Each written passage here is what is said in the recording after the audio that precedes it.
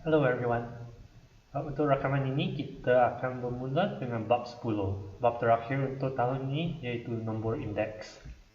Di dalam bahagian pertama nombor indeks ini, saya nak memberitahu murid-murid takrifan nombor indeks. Nombor indeks ialah nama yang berbeza tetapi maksud dia sama dengan peratus yang murid-murid telah belajar di dalam sekolah rendah, ya. So bahagian pertama bab ini adalah soalan peratus daripada sekolah rendah. Oleh itu, ini bahagian pertama bab ini adalah bab yang paling senang di dalam matematik tambahan. Oleh itu, saya berharap murid-murid belajar bab ini baik-baik kerana ini adalah bab yang tersenang.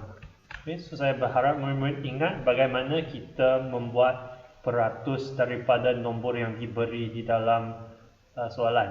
Okay, so kalau murid-murid tak ingat rumus peratus yang kita belajar di dalam sekolah rendah, okay, kita membina pecahan dulu, di mana nombor di bawah pecahan ini adalah kuantiti pada masa asas. Ya, penting untuk nombor di bawah ialah nombor pada masa asas.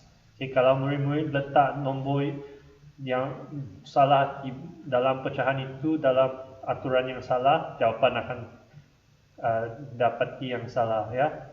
So kuantiti masa asas adalah kuantiti di bawah pecahan dan kuantiti baru ialah kuantiti yang ditulis di atas pecahan itu. Okay. So, mari kita tengok satu contoh soalan seperti ini. So, contoh yang diberi di dalam buku latihan kita, sebuah kantin mendapat keuntungan 40,000 pada tahun 2016 dan 58,000 pada tahun 2018. Hitung nombor indeks yang menunjukkan perubahan keuntungan kantin sekolah itu pada tahun 2018 berasaskan tahun 2016. So, inilah perkataan yang penting. Berasaskan tahun 2016. So, bila saya guna rumus nanti, nombor daripada tahun 2016 perlu ditulis di bawah pecahan. Ya. So, 2016 ada keuntungan 40,000. Oleh itu, 40,000 ditulis di bawah pecahan di sini. Nombor yang baru iaitu nombor untuk tahun 2018 ini, yang pada tahun 2018 ini ditulis di atas pecahannya. So saya tulis 58,000 di atas pecahan dan darab 100. So I ialah 145. Untuk nombor indeks kita tidak perlu beri unit peratus. Okay? Kalau saya kata indeks, itu difahami sebagai peratus.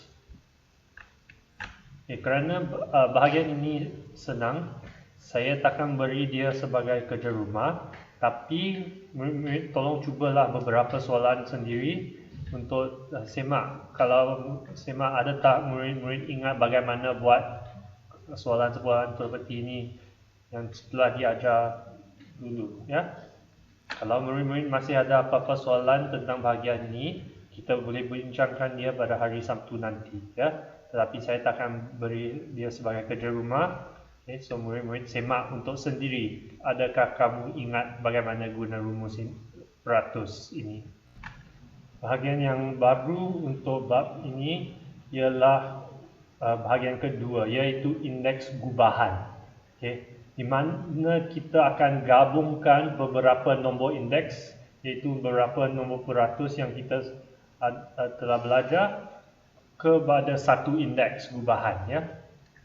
So, bila kita gabungkan beberapa nombor indeks, kita boleh gabungkan dia dengan pemberat yang sama, iaitu semua nombor indeks adalah sama penting, ataupun kita boleh memberi pemberat yang berbeza, iaitu contohnya kalau saya ada dua indeks untuk A dan indeks untuk barang B, tapi saya rasa bahagian A ini lebih penting daripada bahagian B, saya boleh berikan dia pemberat yang berbeza. Contohnya, saya rasa A adalah 3 kali lebih penting daripada B.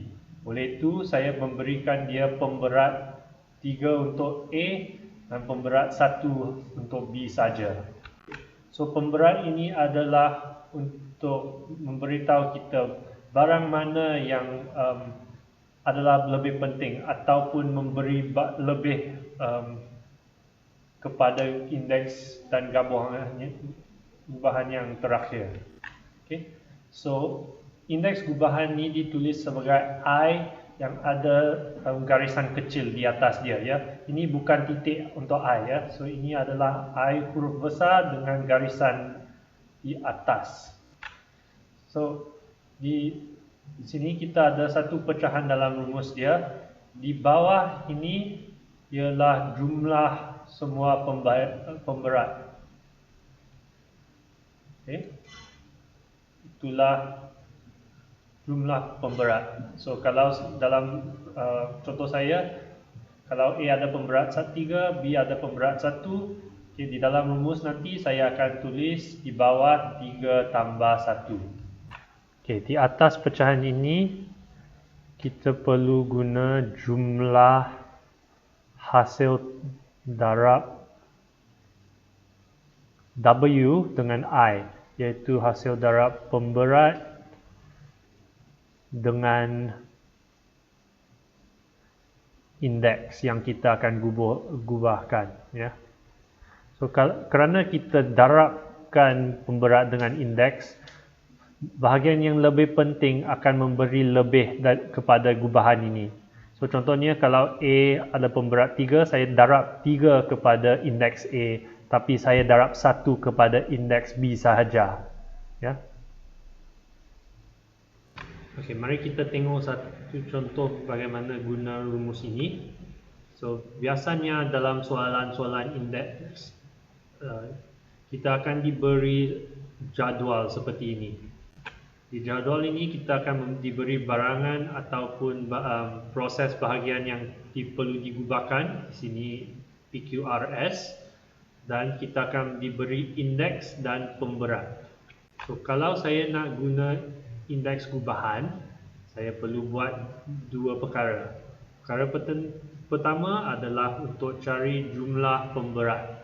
So, kita tambahlah 50 tambah 40 tambah 50 tambah 60 di sini. Untuk dapat jumlah pemberat ialah 200.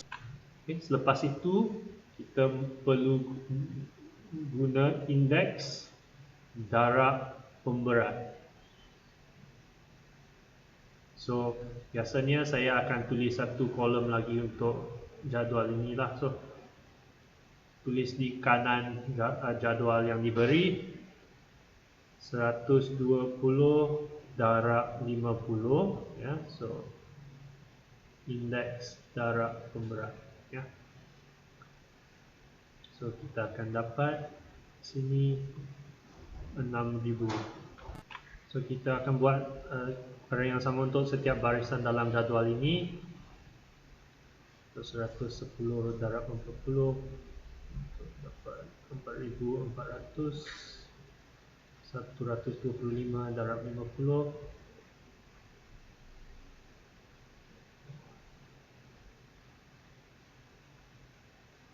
6750, sepatutnya 6250, dan untuk barisan terakhir 115 darab 60 kita akan dapat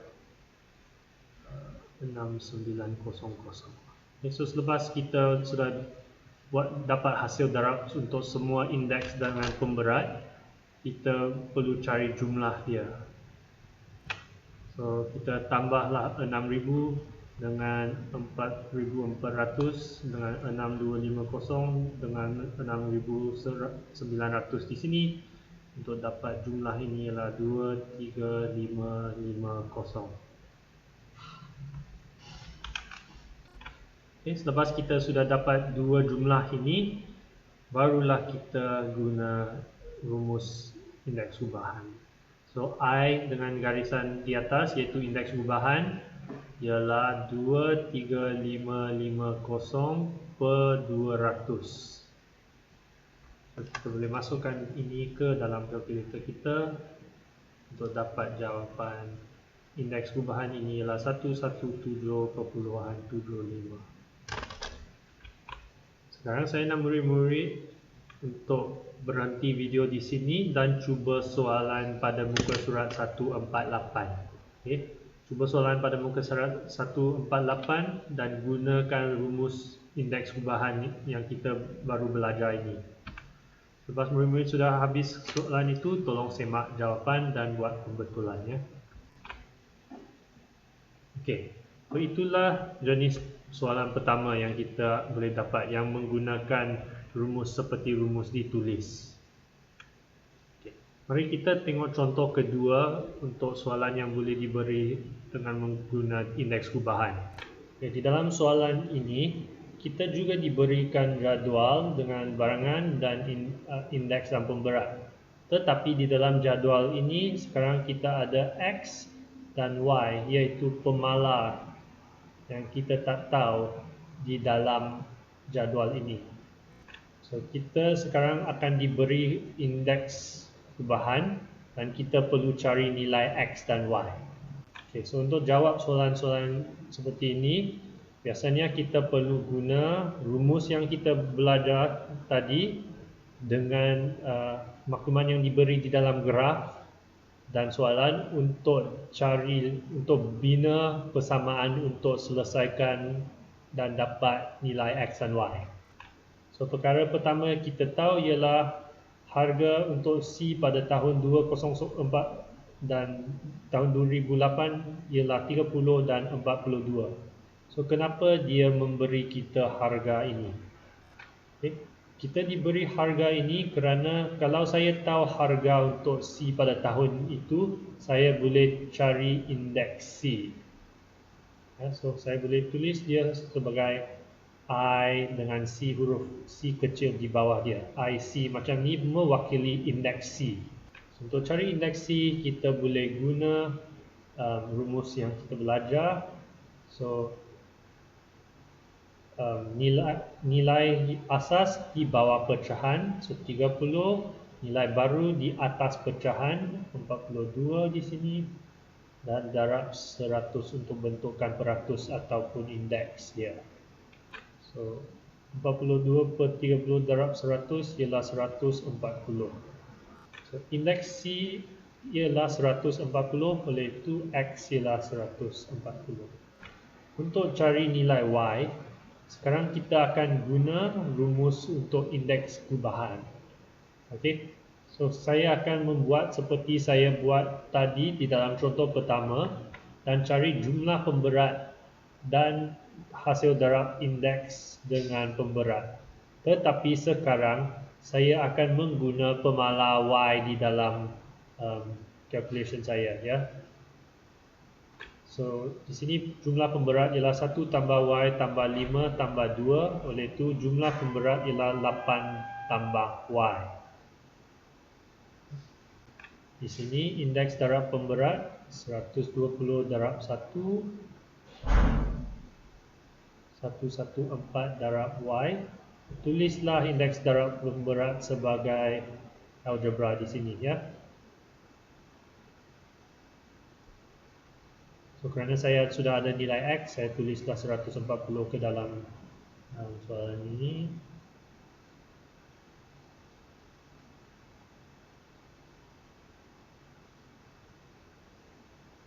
Di dalam soalan ini kita boleh tengok kerana barangan C ini ada pemberat 5, saya darab 5 dengan indeks dia dan oleh itu barangan C akan memberi kita 700 ke dalam soalan indeks perubahan nanti. Tapi barangan A yang kurang penting daripada C yang ada pemberat 1 saja hanya memberi kita nombor 120 saja. Okay? So, perlu ingat bahawa pemberat ini adalah bagaimana penting barangan itu kepada indeks perubahan nanti. Okay, so sekarang saya cari jumlah indeks darab pemberat ini. So, 120 tambah 114Y tambah 700 tambah 260 akan memberi saya 1080 tambah 114Y. Oleh itu, Bila saya guna rumus untuk indeks perubahan, saya akan dapat 1080 tambah 114Y per 8 tambah Y.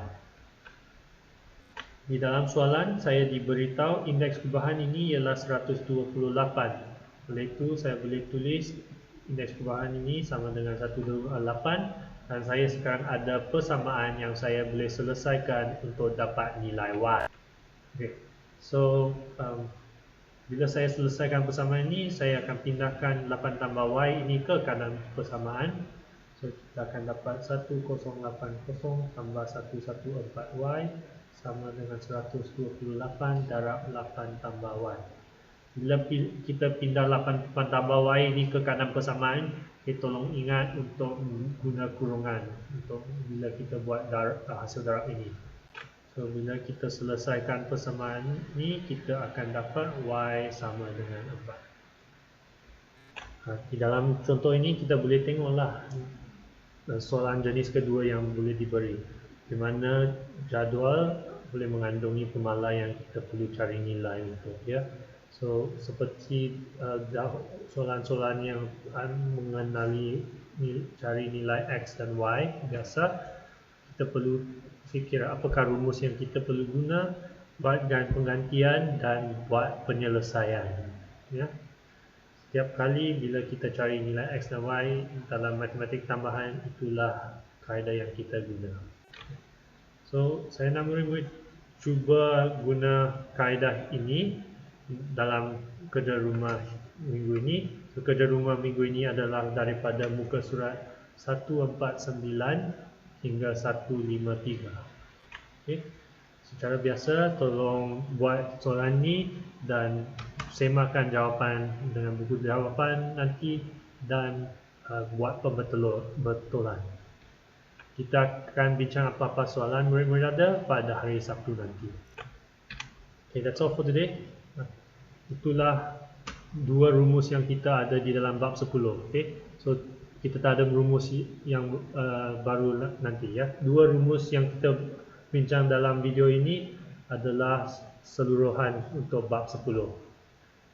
Soalan-soalan yang akan diberi untuk bab ini adalah soalan-soalan yang mengenali kegunaan dua rumus itu saja.